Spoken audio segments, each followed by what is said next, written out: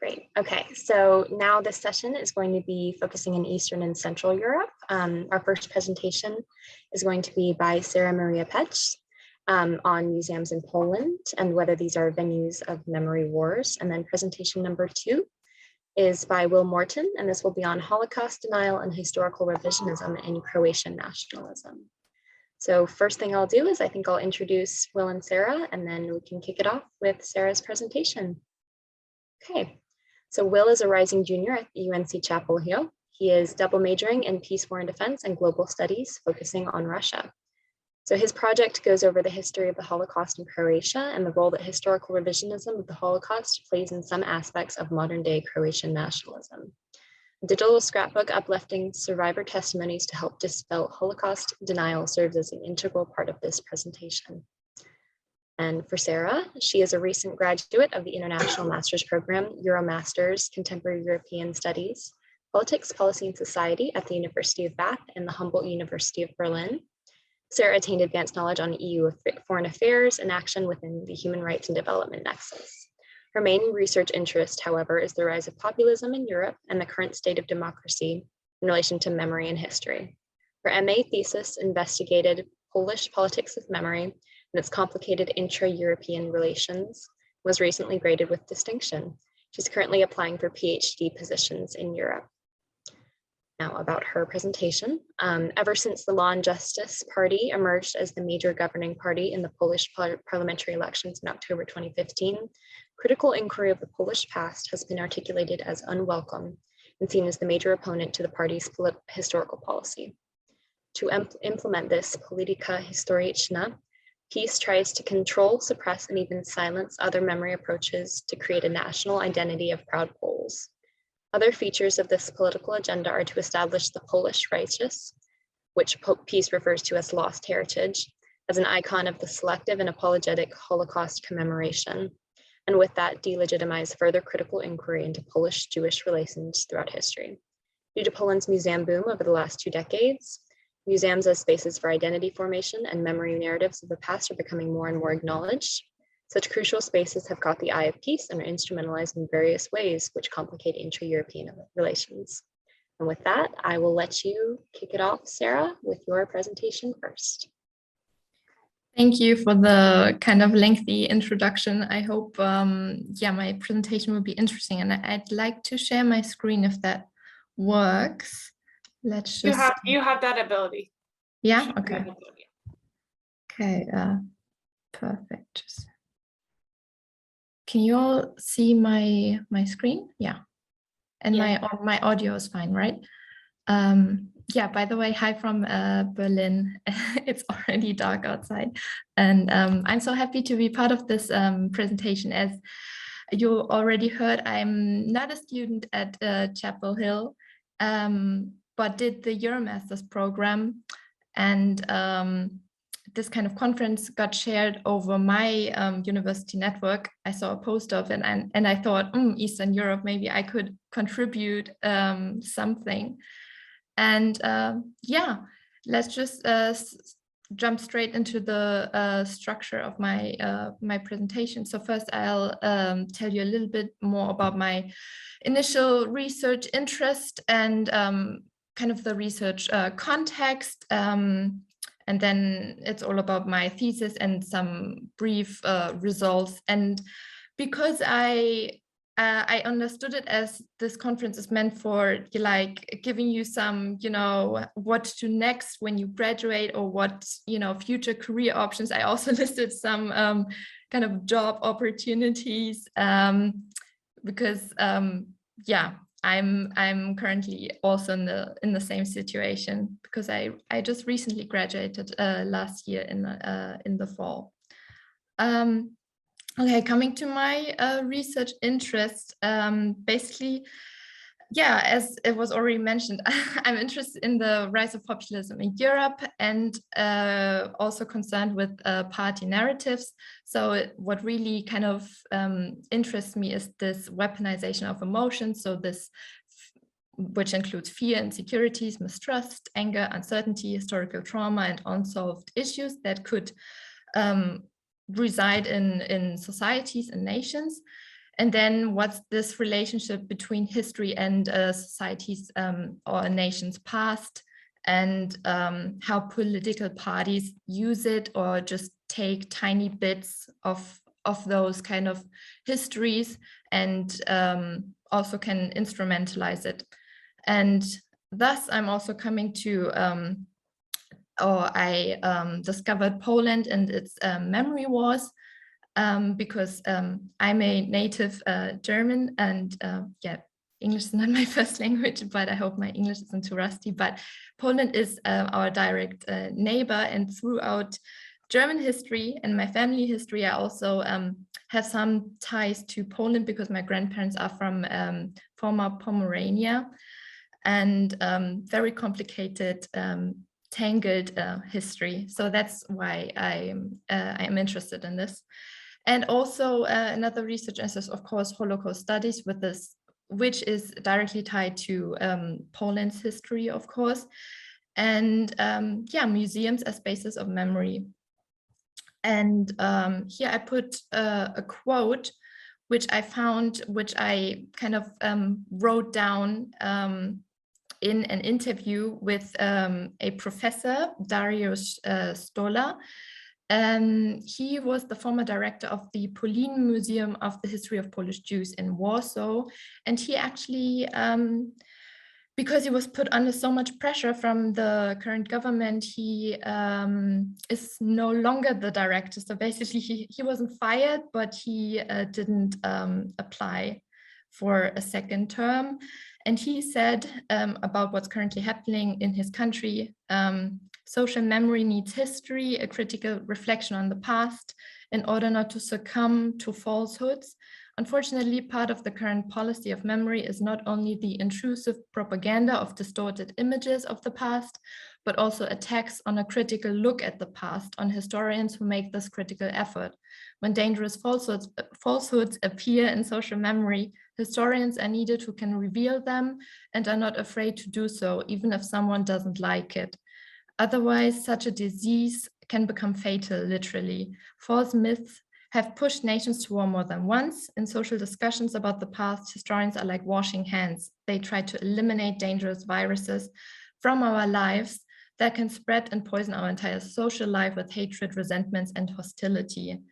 And as I discovered in my thesis, historians don't have it easy right now in Poland, unfortunately, when they belong to kind of discovering or researching critical parts of Polish history, especially Polish complicity in the Holocaust. Yeah. Considering my research context, what is important to know is that since 2004, Poland has been experiencing an unprecedented museum boom that includes both history and art museums. They are kind of blossoming all over the place for the last years, basically. And however, debates, disputes, and emotions are particularly provoked by the numerous new history museums.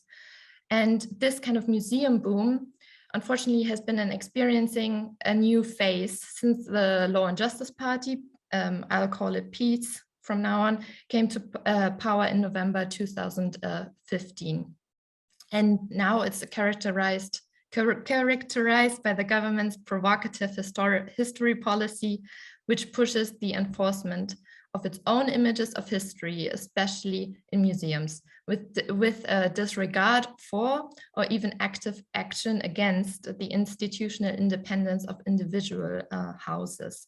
And what you always have to keep in mind when looking at Poland now is that you have this dichotomy of first of PO, this is the civic platform, second major party in Poland, Center Party, versus PiS, who is the majority governing party right now. And you also have a dichotomy between the EU, which is, I put in brackets here, more secular, more institutional, more kind of less history, more markets, more integration in Europe, more pragmatic approaches.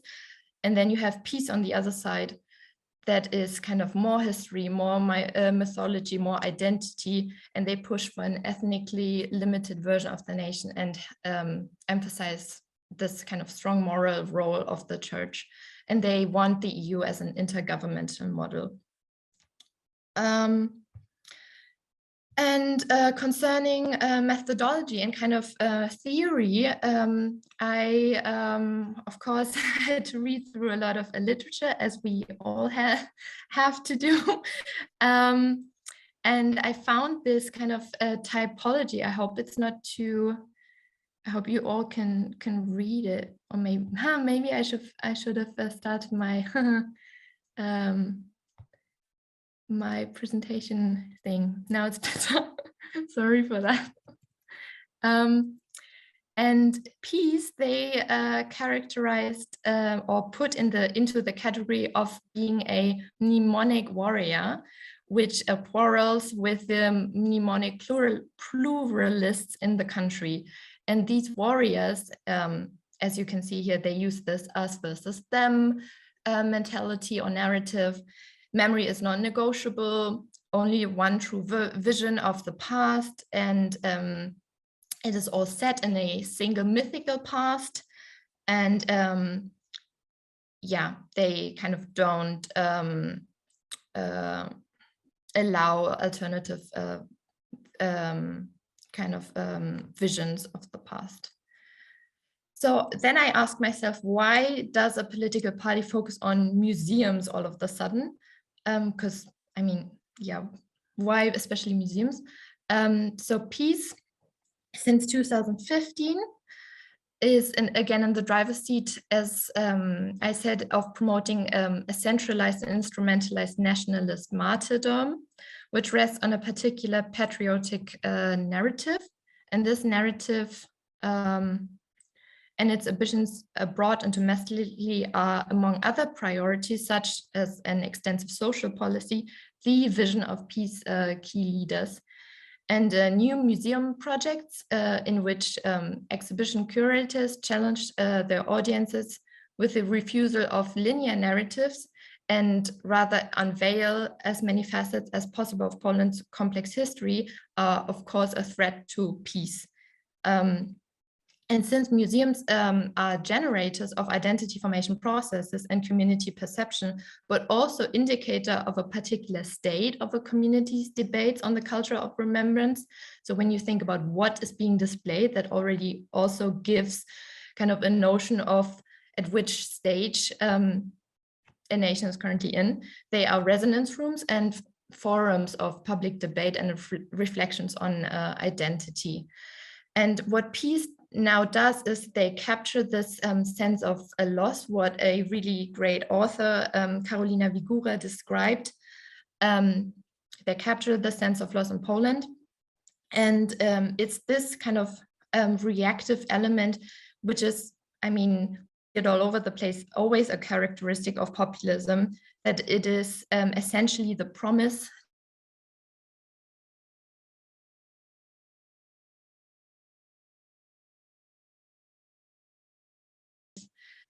this process to establish an artificially constructed vision of the past in a time that never existed. I hope you can still hear me. Yeah, okay, because it said it's not stable, my Wi-Fi. Okay, so we see it also, we've seen it in the US with the Make America Great Again, in the UK, Take Back Control. And in Poland, it's this cry for traditional Catholic values. And in the presentation before, we also had Marine Le Pen with, and also, of course, the AfD in Germany. And so in the Polish case, throughout the Polish history, we had this narrative of Germany as the sole perpetrator, of course. And also since the 1990s, the Soviet Union as a second aggressor, which kind of both of those totalitarian regimes constituted Polish suffering. And they also dominated the museal landscape in post-communist Poland. And through an unbearable amount of oppression throughout history, without question, an effect of kind of the self-identification of Poles feeling like heroic victims emerged. And this heroic victims kind of narrative of today's Poles means that they merge two contradictory concepts in their identity by remembering the long-standing struggle of the Polish nation with two totalitarian regimes. So firstly, they feel like they remember, or they feel as victims belonging to the nation that suffered the most. Yet secondly, also as heroes who took up the fight and resisted as part of Armia Krajowa, the home army. Unfortunately, what peace does now, it takes on the role as a puppet master by feeding or kind of over amplifying this heroic victim narrative and omitting uncomfortable truths such as the Jedwabne massacre, which was a pogrom done by ethnic Poles to Polish Jews. And it was proven kind of by researchers of this new field of critical Holocaust studies from Poland that the Nazis were not involved. But this is like completely absent, like peace pushes those narratives kind of to the side and fights those kind of historians also with laws now. Yeah, maybe we can skip over that. Then I had, those are just some statistics. I was fortunate enough to look or to get data from the CBOS, from surveys, because I asked myself, is there already this fertile ground for populist historical policy in Poland? So that just basically shows World War II is still a vivid part of Poland's history, which must be constantly reminded about. And here 56% also said the state should, through its policy, promote a specific vision of history so that it serves to build a good image of Poland. And a lot of, patriotism of Poles is very high, but the feeling of shame of Poles is very low. So there is kind of this fertile ground, one could say. Then coming to my thesis, how do I approach this? Well, I thought that I take 3 case studies. So basically 3 institutions that are struggling with the government right now, or that are heavily supported by the government. And why is that so? Basically, the first case study is the Museum of the Second World War in Gdańsk. Then the second case study is the Ulmer Family Museum of Poles Saving Jews in World War II in Markowa, only 300 kilometers away from Kiev, by the way. And the Institute of National Remembrance in Warsaw, with also local kind of regional departments.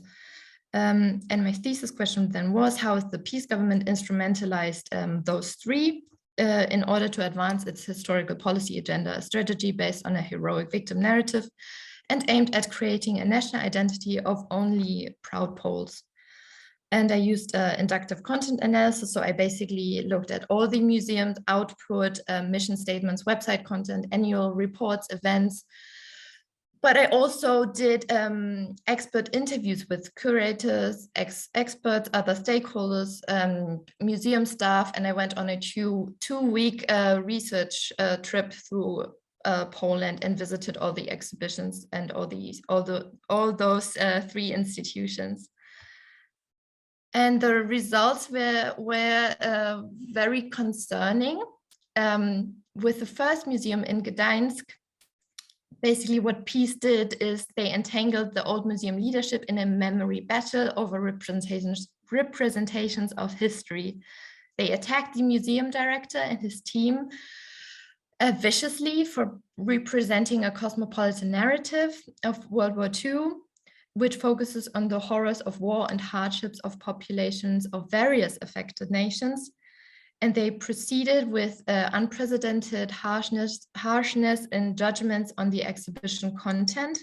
And they also applied bureaucratic tactics, such as the founding of a paper tiger museum and setting up unfounded administrative barriers like accusations of mismanagement, of corruption. And that they achieved that the main exhibition was changed in content.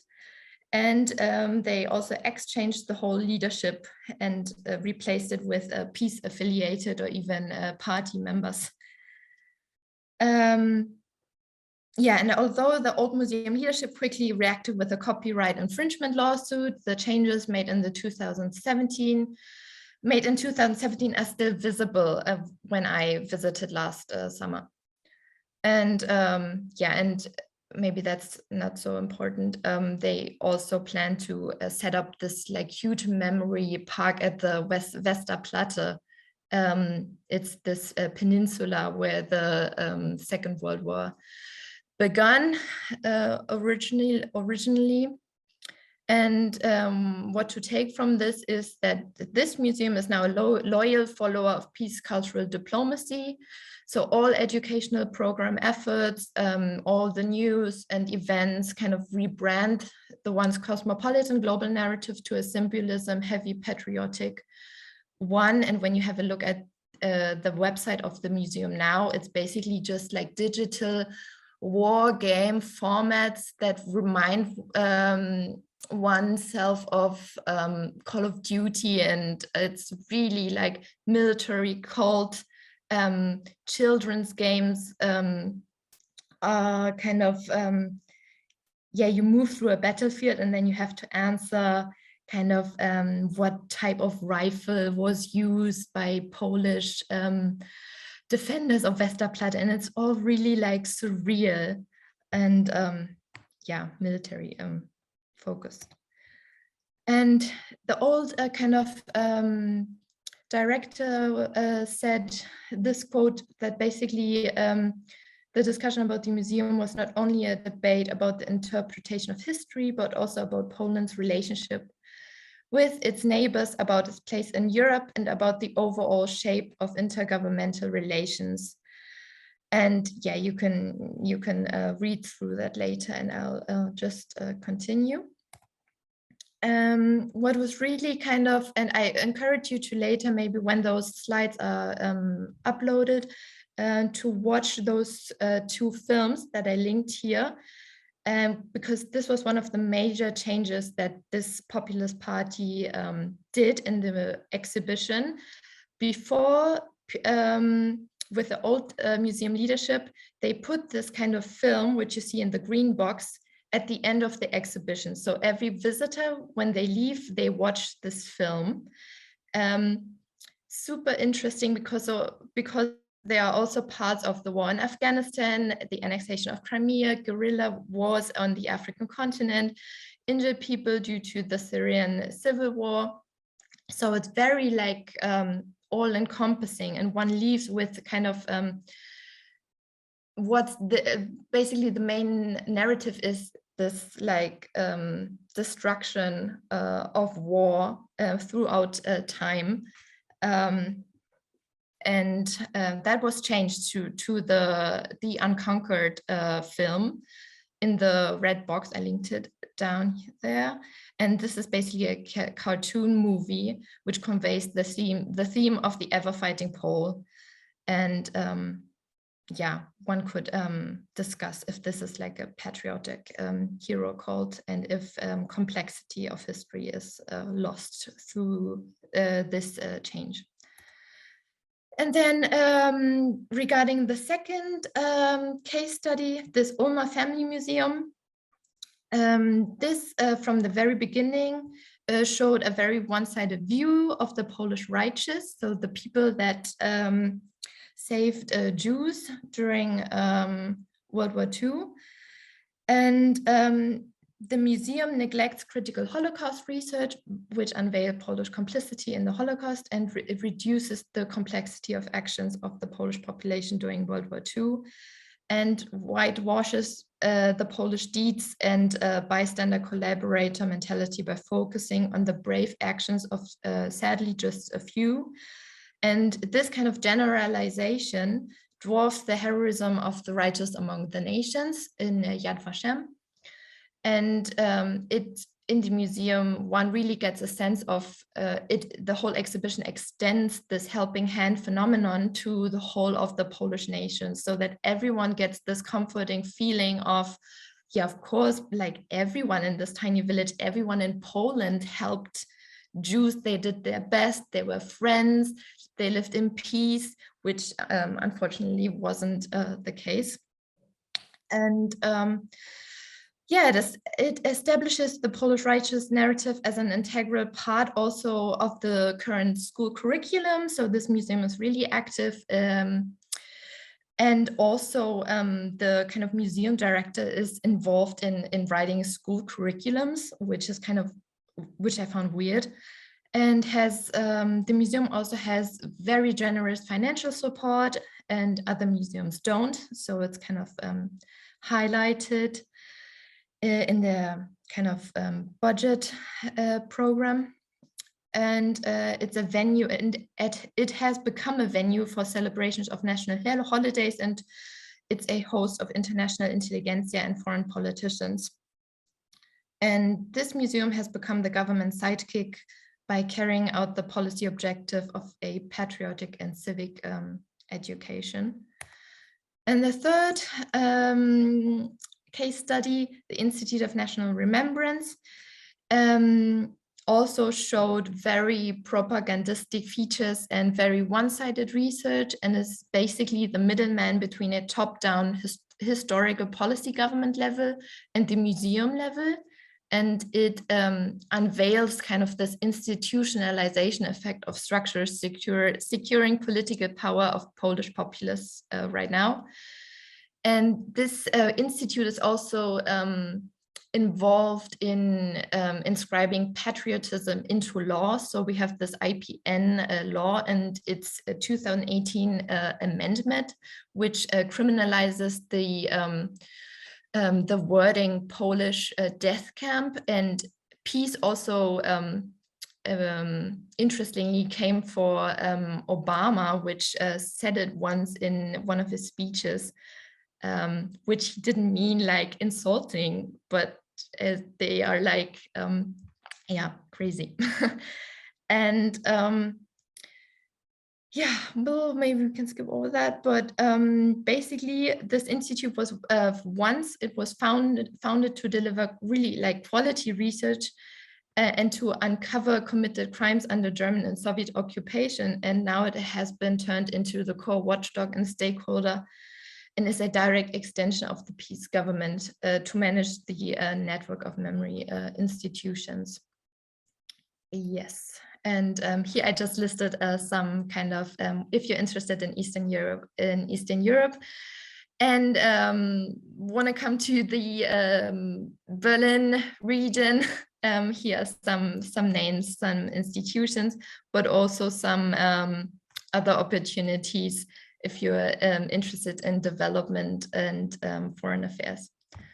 Yeah, and these are my sources. And yep. Thanks for your attention and best of luck with your studies and future career. And if you have any questions, feel free to ask me about my path or what I'm up to. Thank you. Awesome, great job, Sarah. Wonderful. Okay, we'll hold questions until the end of the second presentation, but make sure to keep them in mind. All right, so we will move to you, Will. Are you able to share? Yes, thank you. Okay. Okay, take it away. Oh, it does not let me share screen. It says host disabled participant screen sharing. I'm going to be sharing. So just 1 second on that. Okay.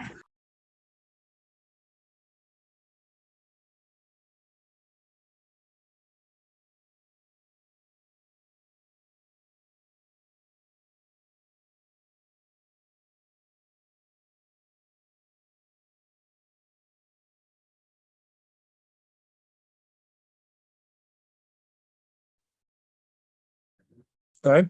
Thank you. Good afternoon, everyone. I'd like to thank everyone who helped contribute to put on this presentation. I especially like to thank Sarah Hutchinson and her continued help and support throughout the process of creating this presentation. Next slide, please. Okay, introductory statement. This presentation covers potentially triggering materials surrounding the Holocaust and the mass exterminations perpetuated by the independent state of Croatia. Images in this presentation have carefully been selected for a wider audience. More specific and graphic details and images can be found in the accompanying digital book of firsthand accounts that I created. Furthering my statement, while there has been many bouts of ethnic violence in the Balkans, this presentation focuses solely on the Holocaust in Croatia and Croatia's revisionism. This is by no means taking a side in any current conflict in the Balkans, nor is it denouncing all Croatians or Croatian pride in general. So what I mean by that is this is specifically about Croatia. Obviously, some of these statistics have been manipulated and used by the Serbian population to justify some of their atrocities, but this is specifically looking at the situation from a non-ethnic perspective, outside perspective, and solely about the Holocaust in Croatia. Next slide. Okay, Ustasha history. So let's talk about the Ustasha and what exactly the Ustasha were. So the Ustashas was a group of Croatian ultranationalists led by Anton Pavelić that was put into power by Hitler upon invading Yugoslavia. So Hitler invaded Yugoslavia, and basically he tried to get to the leading party at the time and asked them if they wanted to take over. They said no. So Hitler put in the Ustasha as the leaders of the newly formed independent state of Croatia. They're extremely anti-Semitic, extremely anti-Roma, and extremely anti-Serb. And they expanded the frame of the final solution to also include the systematic cleansing of the Serbs. And then, interestingly enough, there's a bit of a religious element too, because they said they were going to cleanse a third of the Serbs, kill a third of the Serbs, deport or export a third of the Serbs. And in the final section, they were working with the Catholic Church in the independent state of Croatia, and they were going to religiously convert a third of the Serbs from Serbian Orthodox Church to Catholic Church. They famously believed that no Croat state could survive without making the Serbs disappear from their land. Okay, so the actual horrors of the Holocaust. So it is estimated that in total, between 320,000 and 340,000 ethnic Serbs were killed, as well as over 30,000 Jewish people throughout the whole of the Holocaust in Croatia. The Ustasha created concentration camps such as Jasenovac to enact the final solution. Estimates are that between 80 to 100,000 people were killed in Jasenovac alone. A point to note was that the Ustasha were so brutal that even the Nazis were taken aback, with their killings often using the systematic usage of things like rape, things like torture. It wasn't just like, it was a bit atypical from what we think of as the kinds of camps we think of in Western Europe. This was more rudimentary, and I'll just leave it at that to save potential triggers. The supreme commander of the Southeast for Germany, General Alexander von Leer, once reported to Hitler that the Ustasha's blind desire for destruction of real and imagined foes was so brutal that their arbitrariness and monstrosity has greatly shaken their development of the state. So they were so brutal, even the Nazis were disgusted. Okay, the end of the Ustashi. Okay, so during the World War II, there was a growing resistance to the Nazi and Ustasha presence in Yugoslavia from the multi-ethnic conflictionist partisans.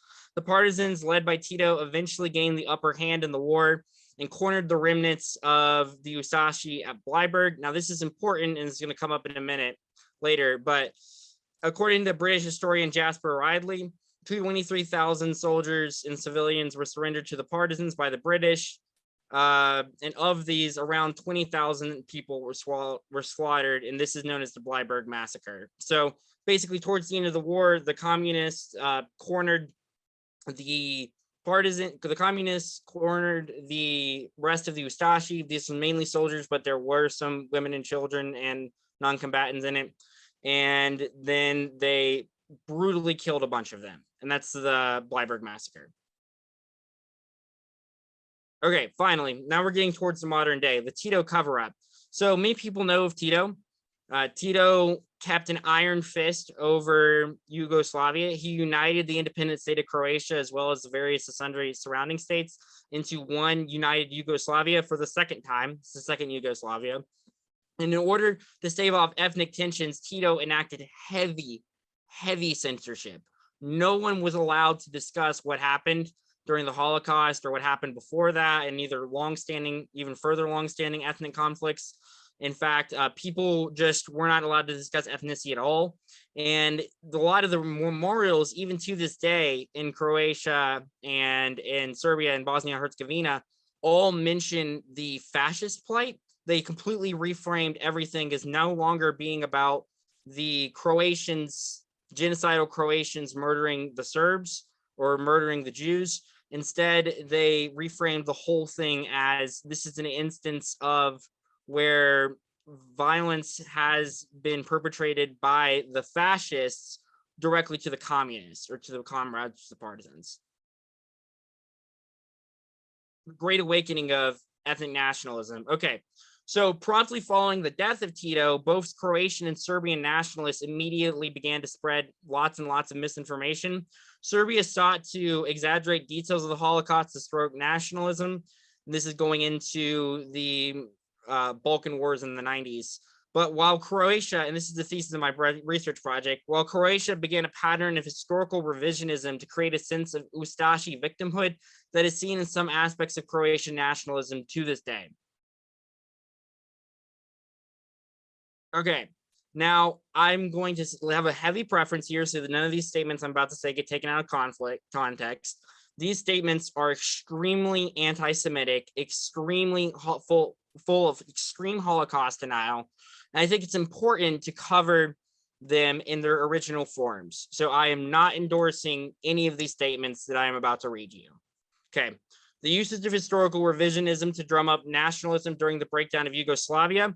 So an interesting fact before I begin on what they actually said, if you look in the picture on the slide, I think something that's very horrifying is that you'd look at that photo of these people clearly throwing up Nazi salutes and you'd think that'd be from like 20, you're thinking that's like 50, 60 years ago. You'd think that'd be like from the 50s or 40s, 30s, or somewhere around that point. No, this is a photo of a Croatian rally from 1991 and people are in broad daylight throwing up Nazi salutes.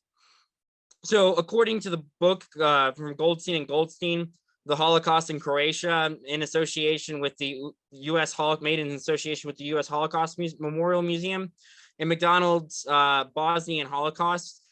Famous Croatian revisions in this era of the 90s include the idea that Jasenovac was just a work camp and that the people that were sent there were criminals and no one was purposely killed.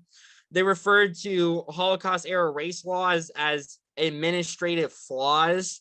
And very controversially and disgustingly, they described the Bleiburg massacre as being an organized Holocaust worse than Auschwitz, and said that the Ustasha Nazis, genociders that died there, may have been misled, but their sacrifice purified the Croatian nation of its sins. Next slide. Nowhere is this better shown than in the extremely controversial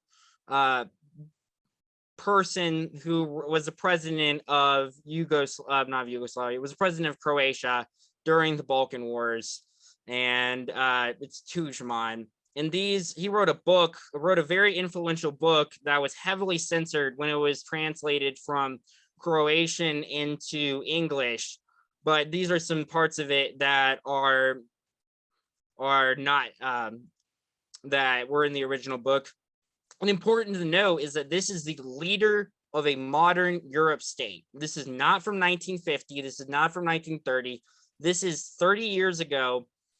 And there was a leader of a state that was arguing these ideas. So in his book, he argues the following. Throughout the war, only 3,000 to 4,000 people were killed at Jasenovac. As I mentioned, it's over 100,000. He argues that genocide is the inherent destiny of nations. He justifies this by pointing to Israel. He argues that Israel committed genocide against the Palestinians and their formation, and that this means that genocide is just a part of every nation, everything. He argues that the Jews invented ethnic cleansing as part of their covenant with God. And most controversially, he argues the extremely disturbing and disgusting statement that the Jews actually ran the concentration camps in Croatia. And then he quotes the horribly anti-Semitic statement that a Jew remains a Jew even in Jasenovac camp. In the camp, they retained all of their faults, and under such conditions, they became more obvious. So that is horrifying, that is despicable, and this is not even from that distant in the past. Next slide. So we go now to the modern day, and we're going to talk about how in recent years, this is still a problem in Croatia. So in 2016, this man was appointed the Minister of Culture in Croatia, and it was discovered that he had previously written Ustashi-aligned articles, as well as, it goes beyond that, he was an official member of the party that the Croatian equivalent of Hitler created after he lost in World War II. Later that year, he attended a screening of a new documentary just full of Holocaust denial called Jasenovac: The Truth. And then most recently in 2019, a Croatian Holocaust denier released a brand new book called Labor Camp Jasenovac that argued that there never were any concentration camps in Croatia, and they did a massive press run. They were all over the nation's news, and this was just widely everywhere. The Dom screening. Okay, so this slogan directly translates to "For the Homeland" and was the salute of the Ustasha, and has been a rallying cry of Croatian nationalism in the far right. This is basically the Croatian equivalent of Sig Heil, is the easiest way to think about it. In 2016, a plaque was put up outside of the concentration camp, prominently featuring both the slogan and their coat of arms, both the slogan of the Ustasha and their coat of arms. It was recloaded. Okay, sorry. A veterans group put up this plaque, and their coat of arms is nearly identical, as you can see in this photo, is nearly identical to a combination of two of the Nazi Ustasha logo, the Nazi Ustasha logos, as well as I mentioned, it prominently features what is equivalent of the Croatian Sig Heil. Now, while this plaque was eventually moved, it was not destroyed, and it's extremely problematic. Next slide. So Croatian football and neo-fascism, as some people covered in a bit earlier, there's actually a huge problem with extreme rightist views and extremely offensive and racist views in some aspects of Croatian nationalism, and not just Croatian nationalism, some aspects of football. / soccer if you're an American. There have been several scandals that drawing a connection between the hyper-nationalism of Croatian football games and neo-fascism. In 2013, a player was hit with a 10-game suspension by FIFA after leading the crowd in the aforementioned Croatian Sig Heil. In 2015, and this is crazy, they banned their own fans from attending games after a swastika was hidden on the soccer field and revealed with a chemical agent mid-game. And finally, in 2016, an association of Croatian Jews held a Holocaust remembrance to protest the usage of Ustasha symbols and salutes at a Croatia versus Israel football game. Bleiburg Remembrance. Now, this leads to like the most controversial, most in the news thing. So every year, there's a massive, massive gathering of people that are often Nazi and Ustasha sympathizers, and they gather in Bleiburg, Austria, to commemorate and memorialize the deaths of the Nazi-aligned Ustasha that died in Bleiburg. And this is just very problematic. It's been referred to as like the largest gathering of Nazi-aligned individuals or fascists in Europe. And it's horrifying. It's been going on since a long time. And actually, what's very significant about it is that the Croatian parliament actually sponsors it. It is bankrolled by the Croatian government. Even though they're banned, it prominently features Ustasha symbols in the recitation of the Croatian Sig Heil. And then in 2019, and then going back into religion, as was mentioned a couple presentations ago, in 2020, due to COVID restrictions, the memorial was actually moved directly to Catholic churches in Bosnia and Croatia. So in conclusion, none of this to say is that Croatian hasn't made large movements in recent years. Croatia has very noticeably tried to distance themselves from the most extreme Nazi and Ustasha aligned opinions. Even though the party of Tudjman is the party that is currently in office right now. In 2020, when the president walked out of a state commemoration due to the display of Ustasha symbols. However, the problem was definitely not fixed, with the most recent news on the subject being that November of last year, the Parliamentary Committee for War Veterans in Croatia announced support for the creation of a military grave to commemorate fallen Ustashan, Nazi-aligned Ustashi as members of the Croatian army. There's definitely more work to be done. All right, that was, oh, sorry, Will, go ahead. Yeah, sorry. Last thing, I have the slide and the slogan, never again. I've listed Holocaust organizations and charities. I've listed my works cited, and I've listed my scrapbook I've made of personal survivor accounts, and that is very disturbing, just as a heads up. Thank you.